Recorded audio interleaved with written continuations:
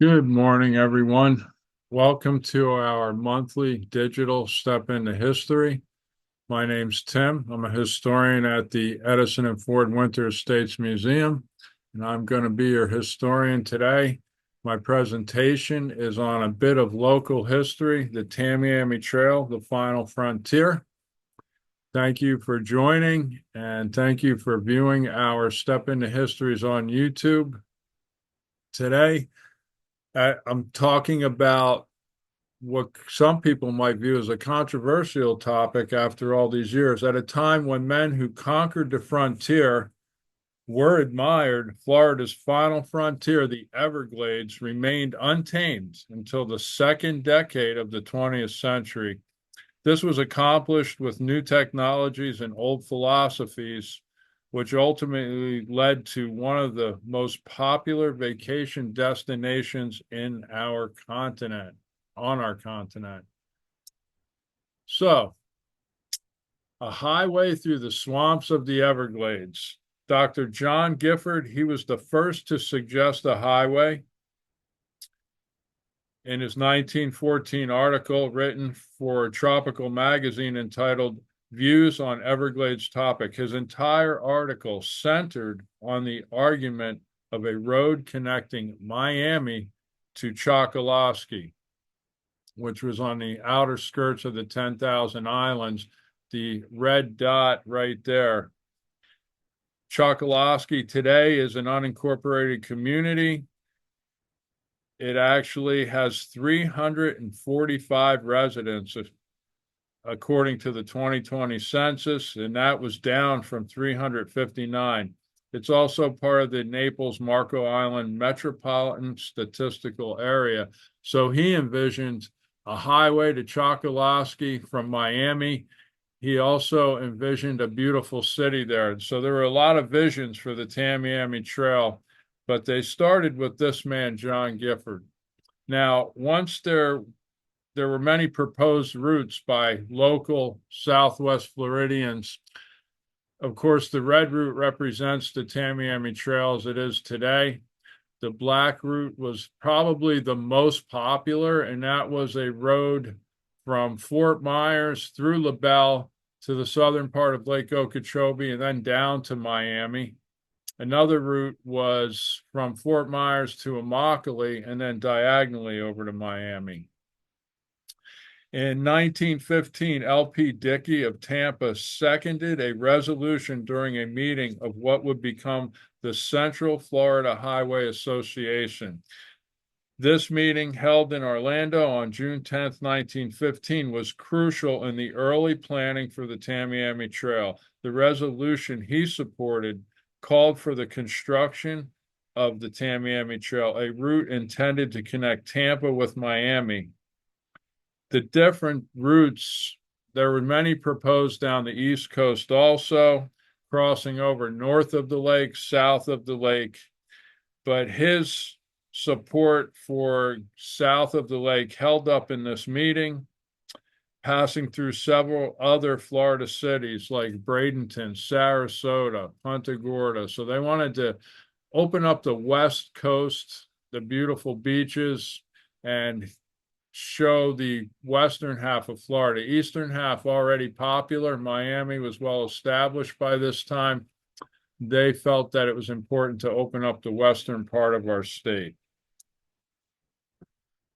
In June of 1915, Lee County citizens approved a $177,000 bond issue to build a road to Marco Island and also build a road to DeSoto County.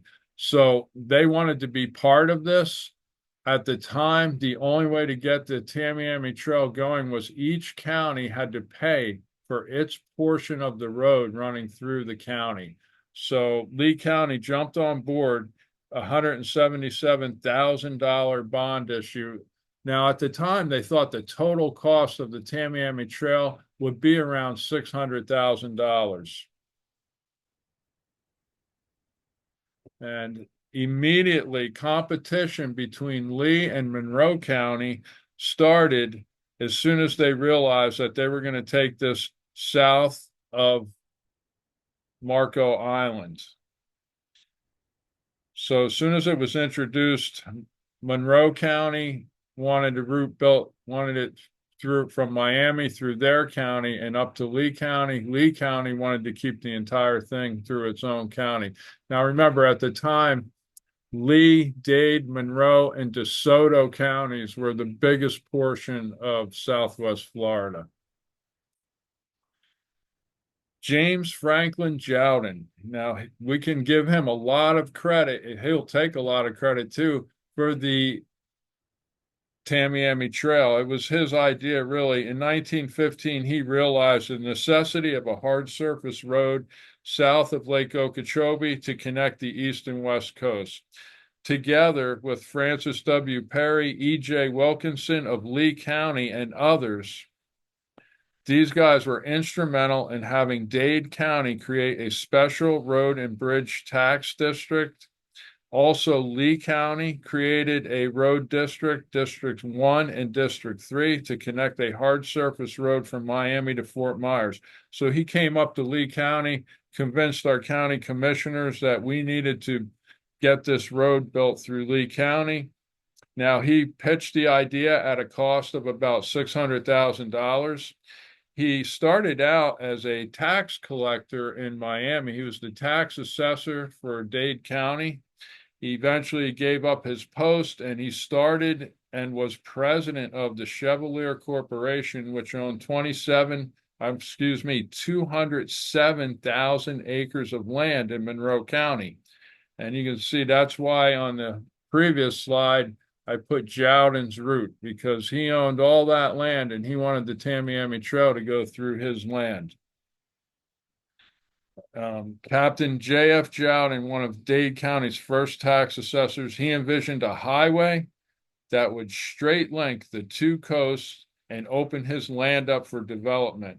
A decade later, he implemented his complex plan, which had various counties build and pay for sections of the road. So he's really given the credit of being the father of the idea of the Tamiami Trail. He was also partnering up with this man, Locke Heileman. He was a huge historical developer in Miami. Locke Heileman traveled to Miami. He saw its potential. In 1911, he moved there permanently to develop the area, creating the first dredged islands in Biscayne Bay. Locke Heileman first sucked up enough mud to fill Point View. In the beginning, he was considered crazy. Then he began another project, pumping up Bay Bottom to build Palm and Hibiscus Islands.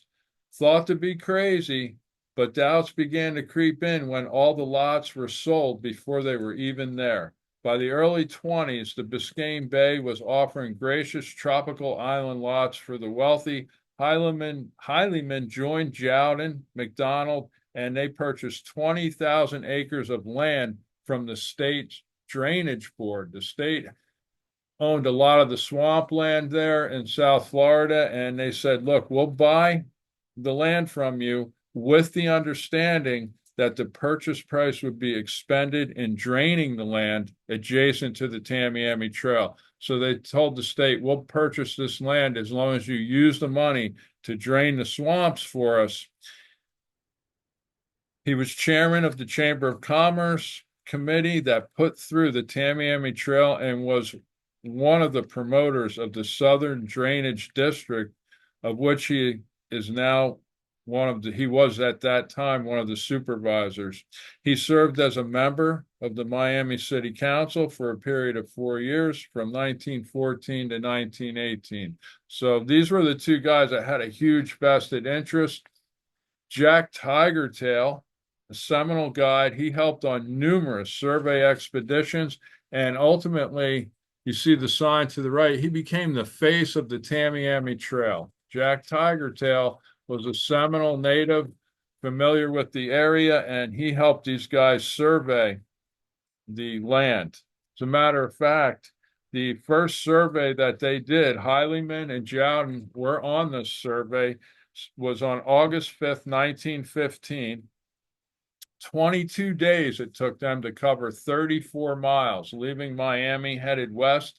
They didn't quite make it to the Dade County line, but what they did realize was they bit off a huge project. You can see the jungle-like terrain they had to go through. They had to wade through chest-deep water. They're trying to survey and find the high points where it would be feasible to build the road, so that they did their first survey in 1915. In 1916, Dade County government floated a bond issue for the building of the Tamiami Trail. So they jumped in first, and they agreed that they would build a road from Miami to the county line, the Lee-Dade County line, and they contracted this man to do it, Joseph McCrary. Now, Joseph Boyd McCrary graduated from Georgia Tech in 1891 with a degree in mechanical engineering. McCrary worked for Moore and McCrary, a mechanical engineering company in Atlanta, Georgia, and he was the first man to try and tackle the swamps, his company. And there you see a picture of him standing near the Tamiami Trail, and it doesn't look like much because it didn't look like much for a long time. Now, a big moment in this Tamiami Trail was when the Dixie Highway said they would make it part of their transportation system. The Dixie Highway was a United States auto trail first planned in 1914 to connect the Midwest with the South. It was part of a system and was expanded from an earlier Miami to Montreal highway. The final system is better understood as a network of connected paved roads rather than one single highway. It was constructed and expanded from 1915 to 1929. In 1915, the Tamiami Trail was authorized by the Dixie Highway Association to be included. So this was a national highway, and news of the Tamiami Trail being accepted into the Dixie Highway system really sparked a lot of excitement here locally in particular. Lee County, they had their bond election, and almost unanimously, the citizens approved a $177,000 worth of bonds to be issued. But where to spend the money, that remained unsettled. That was a big contentious point. Where are we going to build this road through Lee County? Of course, this excited all the local realtors. You can see the newspaper issues here for the next couple years. They advertised beautiful land along the new Tamiami Trail. Now, Lee County, with this $177,000, they had two routes that they were going to put the money into. One was a road to Marco, and then another one was a road up to Olga, where there was already bridge, and then into DeSoto County. And they also reserved about 70 some $1,000 for a road from Marco to Dade County. And that was determined on August 3rd when they sold those bonds to a company, $75,000 of the 177,000 bonds for building a hard surface road from Fort Myers to Marco were purchased by C.C. Pursley. Now, he went on, and just a few months later, in December of 1916, Joseph Boyd McCrary, he wins the contract from Lee County. He said that he could build the road from Marco to Naples to Dade County, Marco to Miami, just to the county line for $111,000. That was pretty cheap. And so he got the contract. Lee County signed on with McCrary. I would say that Lee County, he didn't last too long, because after 1918, McCrary was let go by Lee County.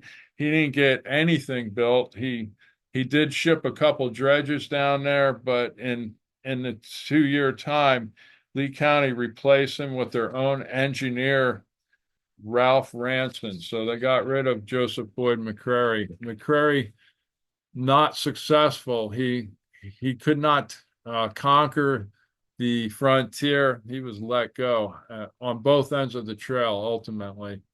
Now, building the road proved to be more difficult than expected. Beneath the swamp, river, and grass lays a solid limestone rock surface. So you could be 4 feet of muck and then suddenly hit a solid limestone base, or you could have 10 feet of water, and beneath the 10 feet of water, there could be the solid limestone base. Some places, 25 feet of muck had to be removed. When they removed the muck, they still had a hard surface of limestone. So it was very difficult. Because during rainy season, the entire area became inundated with water. Drainage canals had to be dug alongside of the road, and they had to be built. The road had to be built 2 feet higher than the high water mark during rainy season. So these were all last minute adjustments that weren't thought of in advance. The idea of a road through the Everglades, very romantic. Once they got to work very hard, you can see there's a portion of the road towards the end. Now, depending on the land conditions, certain types of equipment had to be used during certain times of the season. So it would depend. Is it dry or are you inundated with water? Canals had to be dug along the roadway for drainage. On drier land, a Caterpillar steam shovel stripped off overlying muck on top of the limestone base to create a ditch or a canal. The canal was double wide for the purpose of the new road, and it's borrowed canal. So you had to make a double wide canal. Holes were drilled into the limestone and dynamited. Dynamite was inserted to blow up the limestone for the road base. The drill platforms were mounted on barges for water or for dry land, elevated shed-like swamp buggies. So you can see on the left is a drill barge that was used in the canal. In the front of it, those pipes in the front, they drill holes into the limestone. Then they jetted the water out and inserted dynamite. Over 3 million pounds of dynamite were used to create the Tamiami Trail.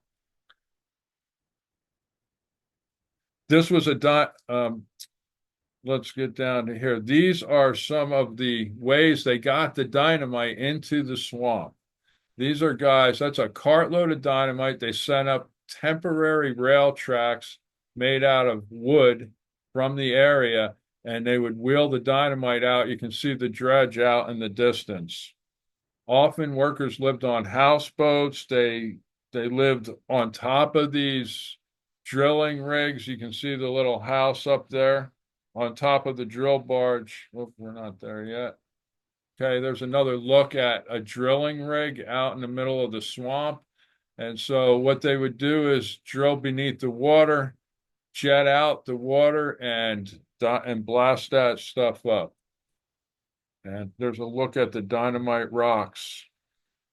This is where the Miami Canal meets the Tamiami Canal. So you can see, not an easy job here to create a road in the swamps of Florida. It looks like nice, easy muck, but once you got down to the limestone, it was pretty tough to do.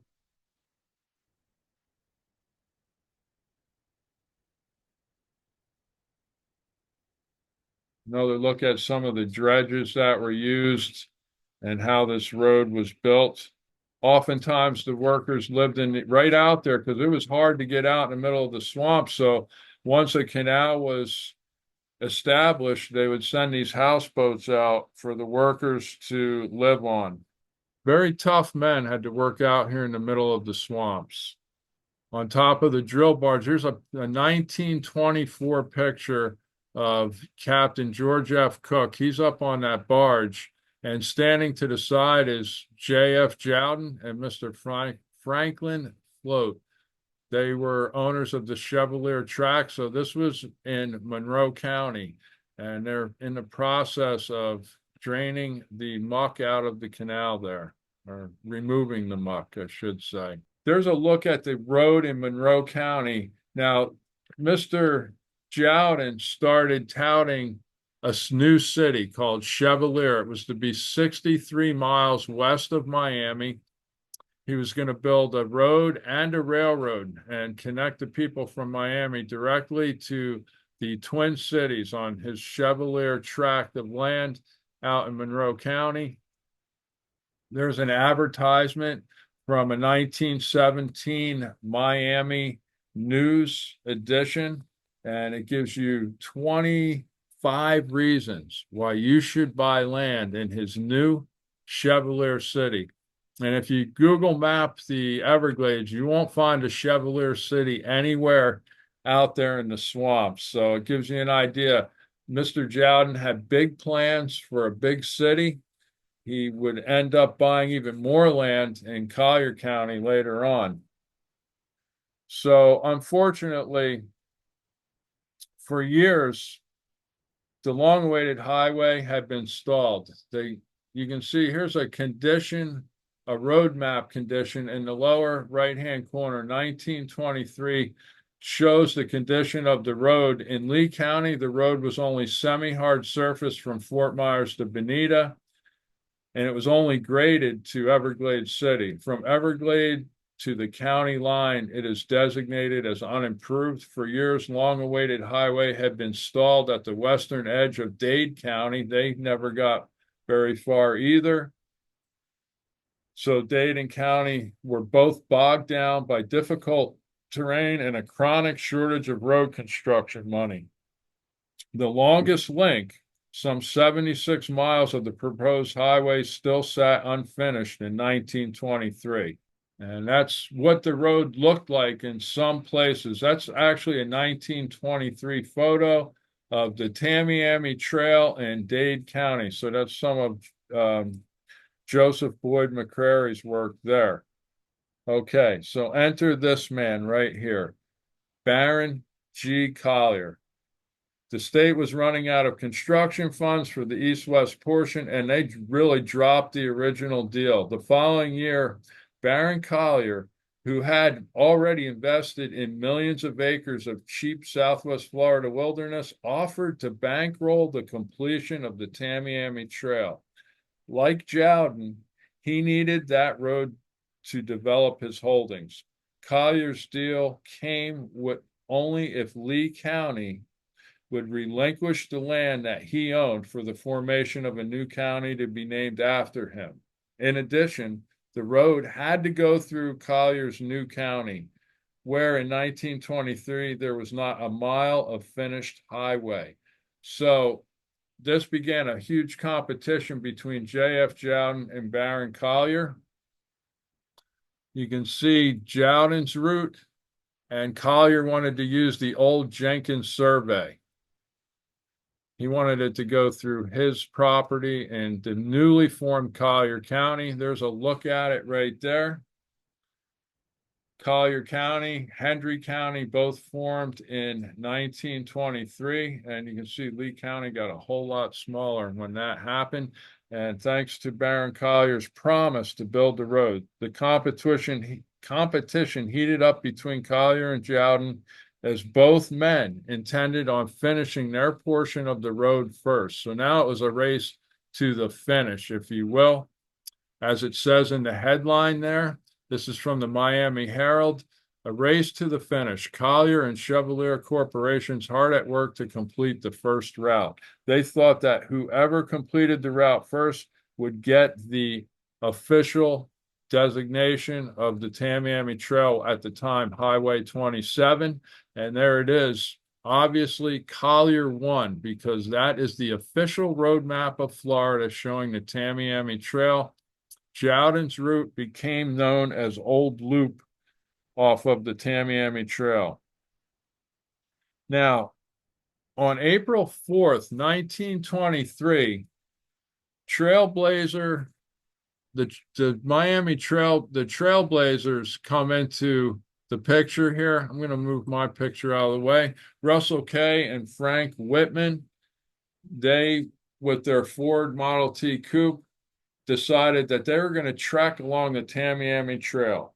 Now, the Trailblazers, the Trailblazers, come into the picture here. I'm going to move my picture out of the way. Russell Kay and Frank Whitman, they, with their Ford Model T Coupe, decided that they were going to trek along the Tamiami Trail. Now, the Trailblazers, the Trailblazers come into the picture here. I'm going to move my picture out of the way. Russell Kay and Frank Whitman, they, with their Ford Model T Coupe, decided that they were going to trek along the Tamiami Trail. Now, the Trailblazers we're going to drive from Fort Myers to Miami across the vastness of South Florida. The motorcade consisted of 9 vehicles, 1 tractor, 25 men, and 4 women. Russell Kay, business manager of Florida Grower, was chief director of the stunt, later called the Tamiami Trailblazers Expedition.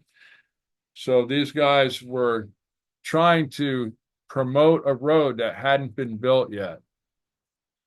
Many people figured the Blazers were permanently lost. The story became national news. What they thought would be a 3 or 4 day trip from Fort Myers to Miami turned out to be over 21 days.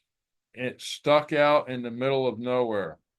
They convened at the western end of the Tamiami Trail for a publicity stunt, and it called national attention. Promising to use knowledgeable Seminole Indian guides, they announced their plan to forge across the swampy Everglades and prove that the road could be built. Baron Collier had a hand in this too. So he wanted to make sure that this highway got promoted.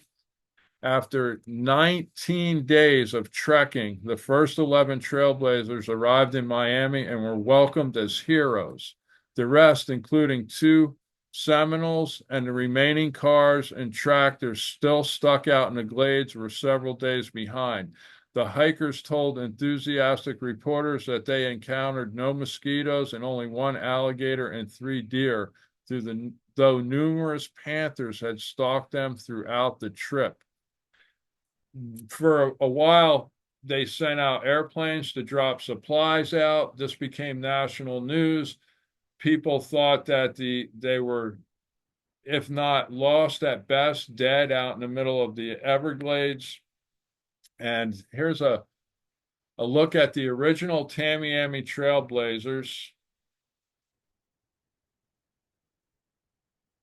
And in Dade County, a parade and reception was held on Flagler Street to commemorate the historic trip. Andrews credited himself and his fellow trailblazers with focusing the attention of millions of Americans on the ambitious highway project. He gave a nod to the legacy of the trailblazers who proved that healthfulness and fertile character of the country. They stimulated the investment of many thousands of dollars to complete the project. So they were the big promoters. In 1923, a lot of people were giving up. Most taxpayers didn't want a Tamiami Trail. They thought it was a waste of time and a waste of money. And there's a look at Alan Andrews. He drew this map. You can look up his memoirs.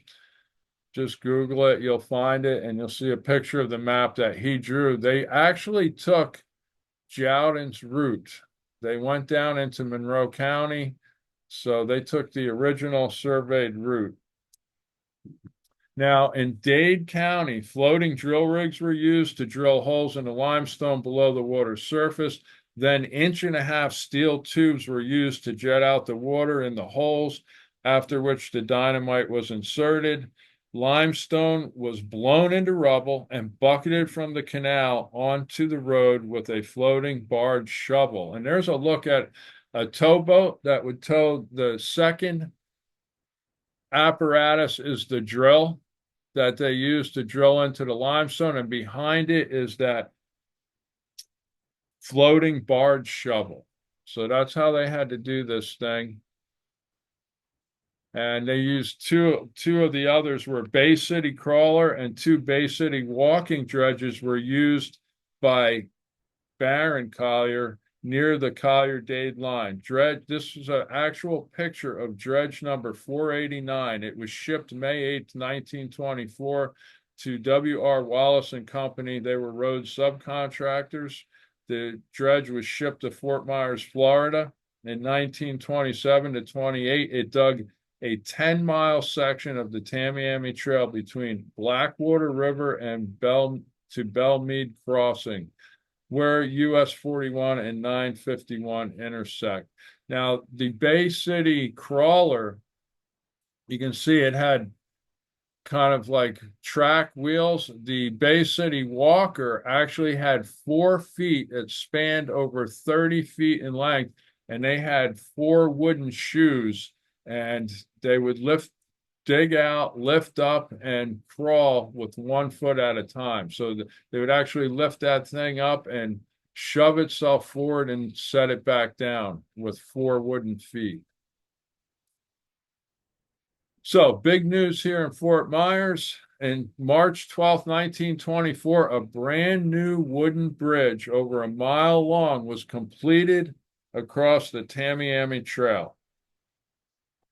This bridge was closer than Olga. It was right on the outskirts of downtown Fort Myers, and people were excited because this guaranteed the Tamiami Trail to come through Fort Myers.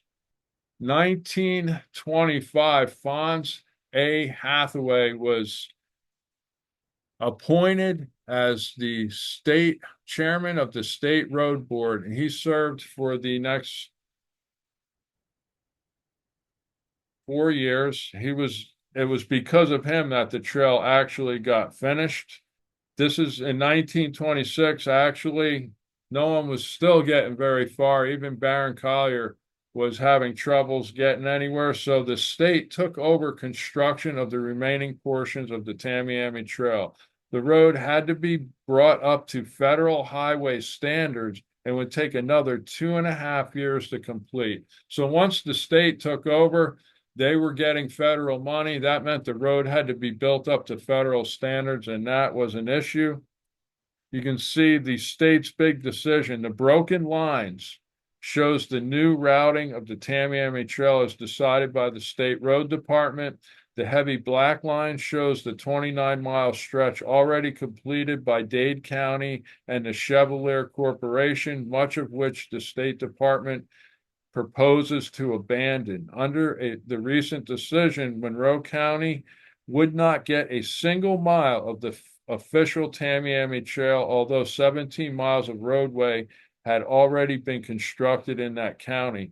12 miles of the road constructed in Dade County had been declared useless by the State Department. That was mostly built by McCrary, despite the fact that the Chevalier Corporation has been hauling supplies and machinery over the stretch for 2 years. It was proposed that the Collier County provide for linking the old route with the new line extending through Collier County. That would give Monroe County an outlet to the trail. So they said, okay, we're going to give it to Collier County, but they have to connect it up to Jowden's route.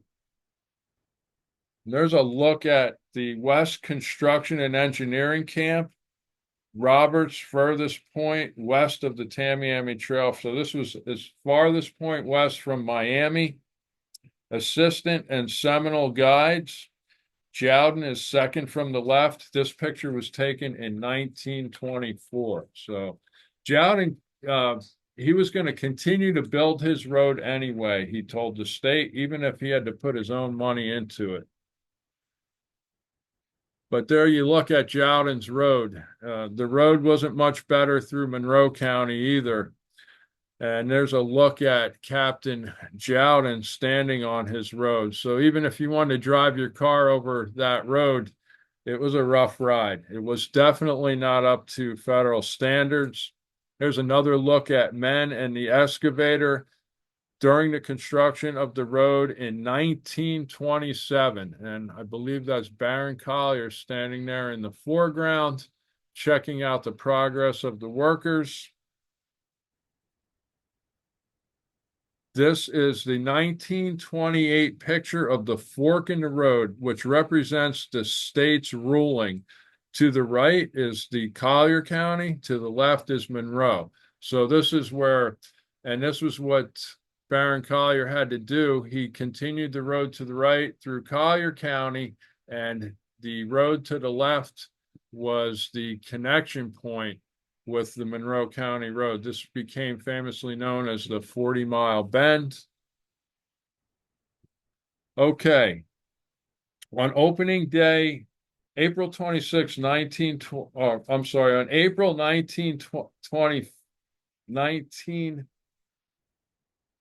25th, 2028, over 2,000 cars passed over the bridge into Fort Myers, that wooden bridge. 200 of which belonged to the motorcade proper. After an all-night celebration on the morning of the 26th, more than 40 cars started the next leg of the journey to Everglades City. The motorcade that arrived in Fort Myers started in Tampa earlier that day. According to the news press, every hotel was filled in town, and the overflow guests had to spend the night in private homes. A shout out to the Boy Scouts who did a great service taking visitors from the filled hotels to private homes where they were cared for during the night. Here we are, April 26, 1928, for the grand opening of the Tamiami Trail, a motorcade of 500 cars carrying over 2,000 people made its way down from Tampa, followed by the heroic Trailblazers.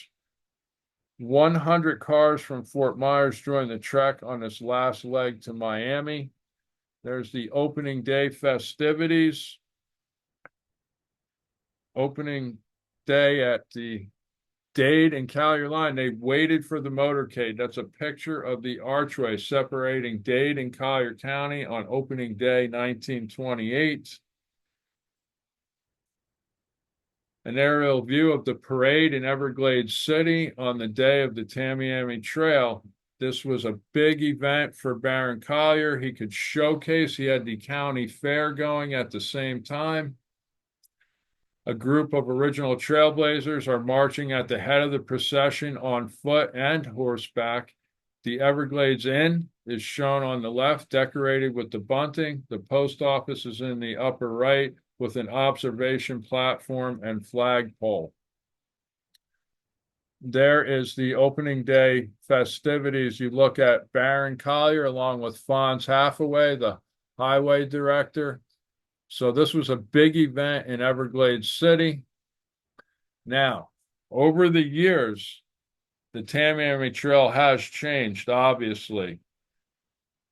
It was a lonely drive, though, early on. This is a 1930 photograph of a car driving through the Everglades. I would not want to break down out in the middle of that road right there.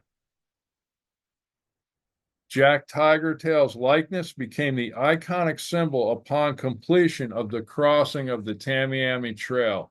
So as soon as you got across the swamps to Hialeah, you would see that picture of Jack Tigertail. The Osceola family were just one of numerous Seminole villages and gift shops across the trail, providing some economic windfall for the natives. So Native Americans saw an opportunity here also, and they became huge tourist attractions for people driving across the Everglades. They provided American tourists with an inside look at their way of life. They opened up their villages, they opened up souvenir shops over the years. Southwest Florida towns and cities have grown their business districts around the Tamiami Trail. There's a look at the trail, a 1946 look in Sarasota. An aerial view of the trail across the swamps in 1960. So the Tamiami Trail opened up a new megalopolis, if you will, across Southwest Florida, Tampa, Sarasota, Venice, Northport, Port Charlotte, Punta Gorda, North Fort Myers, Estero, Bonita Springs, Naples, Marco have all utilized the Tamiami Trail to expand into one of the most popular tourist destinations in our country, which spans over 166 miles down the west coast of Florida. So most of the towns along the way have centered their business districts around US 41. It is known as US 41 and the Tamiami Trail. Of course, this was a project that was very hard to get done. It took from 1915 till 1928, and actually for it to reach total completion well into 1929. Now, that's where I got all my information from. I'm very grateful to all the help I get from the people I work with here at the museum. I'm also grateful to anyone who tuned in to watch this. I hope you have a great day.